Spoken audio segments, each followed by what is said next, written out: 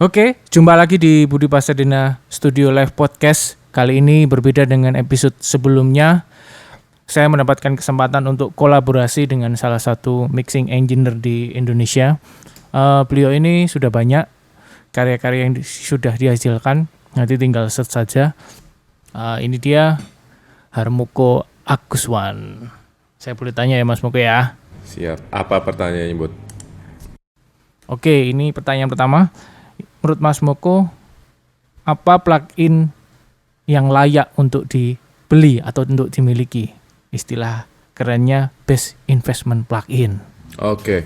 Menurut gua ini bukan so filosofis ya, tapi menurut gua plugin yang investment terbaik itu adalah plugin yang lu paling banyak ngabisin waktu untuk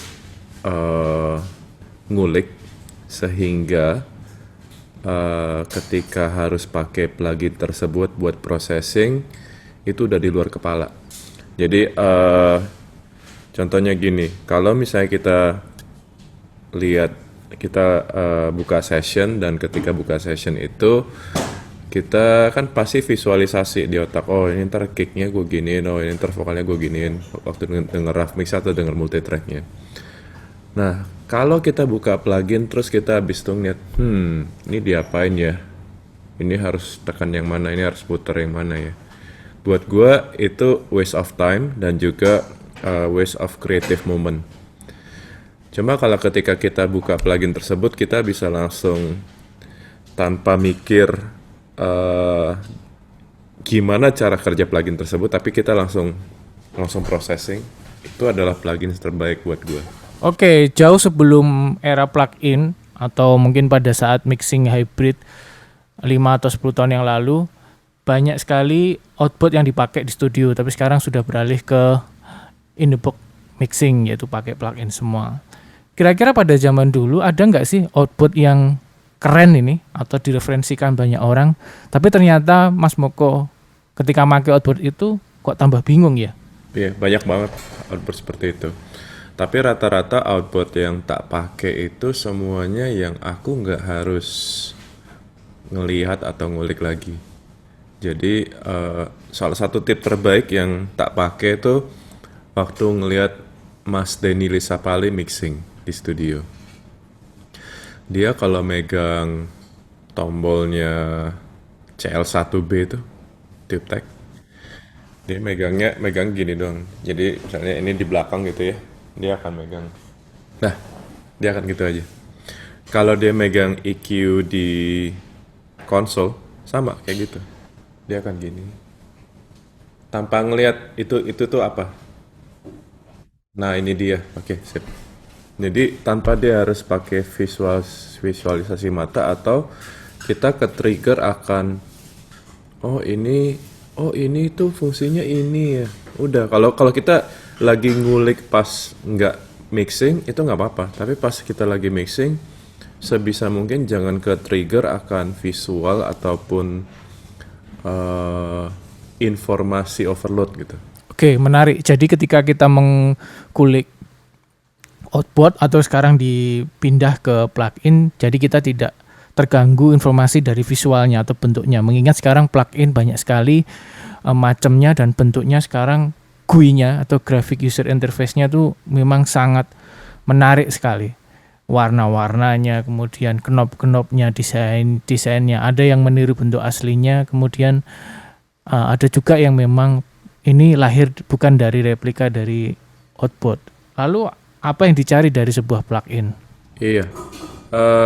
Terus kita tahu kalau pakai plugins A rasanya seperti ini, kalau pakai plugins B rasanya seperti ini. Ya udah, aku di kosakata rasaku tuh kalau sama plugin jadi begitu. Contohnya Bomb Factory 76 itu rasanya kayak gini. Ya udah, tak tempel itu tanpa aku harus mikir aku mesti motong seberapa banyak ya, karena aku pengen gerak cepat ketika mixing. Rasanya. Oke, selain bikin tidak pusing, berarti rasa itu jadi sangat penting ketika kita beli sebuah plugin ya. Betul. Tapi best investment itu karena kita juga akrab tahu pro dan kontranya, kita akrab tahu akan kelebihan dan kekurangan plugin tersebut. Contohnya kalau Budi dengar podcastku dengan Ari, itu dia tuh plugin reverb tuh cuma satu, Airverb saja udah. Dan sementara kalau kita ngobrol di komunitas dan ataupun di forum, wah reverb ini bagusnya ininya, reverb ini bagus ini, yang bagus ini, bagus ini. Ada 1000 pilihan reverb sekarang di internet gitu. Tapi kalau kita nggak ngerti cara pakainya atau kita nggak ngerti dia bagusnya buat apa, percuma. Oke, itu tadi salah satu tips and trick dari Mas Moko tentang best investment plugin. Kembali lagi di podcast Budi Pasadena Studio. Kali ini saya masih membahas tentang rasa dalam sebuah plugin atau hardware outboard mixing ya. Jadi ini masih kelanjutan saya dengan ngobrol saya dengan Mas Moko. Saya akan dengar pendapatnya tentang apa yang perlu kita perhatikan ketika kita menggunakan sebuah hardware atau plugin. Mungkin aku salah satu orang yang paling geek out soal hardware ya. Dulu soalnya jualan alat recording juga. Terus aku pas belajar itu I grew up with manufaktur di sekelilingku. Manufaktur itu benar-benar di pameran audio dengan duduk sama Manley, duduk sama George Massenburg, duduk ngeliat Al Schmidt kerja. Jadi segala hardware-nya ini, hardware-nya ini. Yang kita nggak boleh lupa itu adalah bukan fitur apa yang hardware itu punya, tapi rasa apa yang dia berikan terhadap lagu tersebut. Ujungnya kita harus pelajari 1176 itu memberikan rasa apa terhadap track tersebut. LA2A itu memberikan rasa apa terhadap vokal. Kenapa dia dipakai bersama dengan 1176? Kenapa sudah banyak hardware baru tapi tetap kembalinya ke klasik tersebut? Fairchild, LA2A, 1176, LA3A. Kenapa? Karena ujungnya dia simple banget cara makainya. Dan mereka bukan memakai itu buat gue kompres sekian banyak, enggak. Tapi mereka selalu bicara akan rasa yang dicari ketika pakai alat tersebut. Nah, sama juga dengan plugins menurutku. Dia memberikan rasa apa terhadap apa yang kita kerjakan. Peduli amat tampilannya. Karena tampilan itu yang sering mengganggu kita. Oh, ini aku udah pakai pita, udah pakai tape nih, tapi kok kata kliennya belum dapat rasa tuanya. Ya, kamu mungkin pakai plugin pita, tapi kamu nggak ngerti rasa yang harus dicari itu apa. Nah, seringkali kita sebagai orang mixing tuh kita dikomplain kita tidak bisa mentranslate rasa yang dicari oleh si produser ataupun si artisnya. Kalau kita sudah bisa ngerti rasa yang dia mau dan kemudian kita menerapkan itu dengan arsenal plugins yang kita punya, sebenarnya kita nggak perlu punya banyak plugins ujungnya. Ini yang ngomong orang yang banyak plugins ya, tapi maksudnya intinya balik-balik aku cuma pakai EQ cuma pakai 3, kompresor cuma pakai 3, reverb ya sudah, pakainya itu terus kok ujungnya. Ketika ngulik nyobain, oh iya ini rasanya kayak gini, oh iya ini ngasih gini, ini bisa tak pakai. Nah itu ketika aku lagi nggak kerja, aku buka plugins baru, nyobain, oh minggu ini ada 5 plugins baru, coba pakai, nggak ngerti nggak apa-apa, oh ini rasanya ini, ya buat inget aja gitu Bud. Jadi ketika kita kerja, aku butuh sesuatu yang kayak snappy dikit. Oh iya itu tuh kemarin pakai itu. Langsung buka plugin situ, taruh, puter dikit. Oke, ya next. Gitu. Aku sangat concern akan ketika lagi harus mixing itu sebisa mungkin tidak teknis otaknya. Ya, itu tadi salah satu pandangan tentang pentingnya rasa dalam sebuah hardware atau plugin ketika kita mixing. Lalu apalagi ya saya bahas dengan Mas Moko tentang dunia permixingan, ya dengerin aja lah episode selanjutnya. Makasih. Masih di Budi Pasardina Studio Live Podcast bersama Harmoko Aguswan. Pertanyaan selanjutnya adalah,